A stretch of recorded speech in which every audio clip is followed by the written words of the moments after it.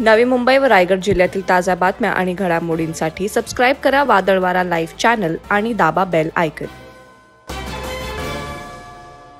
Uran railway station परिसरात अपघातांची संख्या चिंताजनकरित्या वाढली आहे। याच भागात जय घरतने आपल्या क्रेटा कारने दिनांक 12 एप्रिल रोजी केलेला भयंकर अपघात, त्यात बराल पती पत्नीचा मृत्यू आणि संपूर्ण कुटुंबाची झालेली वाताहत अजून उरणकर विसरले नाहीत।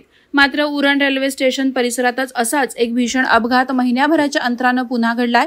आज दिनांक 15 मे रोजी याच परिसरात घडलेल्या या अपघातात देखील भरधाव वेगात असलेल्या क्रेटा कार क्रमांक MH46BA 3777 हिनं तब्बल 3 वाहनांना जबरदस्त धडक दिली। अपघातग्रस्त वाहनांमध्ये एक रिक्षा आणि 2 दुचाकींचा समावेश आहे।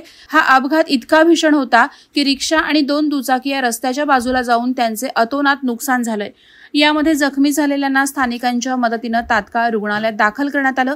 या अपघातात भीषण जखमी झालेला MH46BP 1017 या रिक्षावरील चालक सूरज ठाकूर वय वर्ष 30 राहणार धुतुम याच्या डोळ्याजवळ जबर मार लागला असून 4 ते 5 टाके पडलेत। त्याला पॅनेसिया हॉस्पिटल सोनारी येथे दाखल करण्यात आले। अपघातस्थळी पोलीस प्रशासन, वाहतूक पोलीस दाखल झाले असून मदत कार्य करण्यात येत आहे।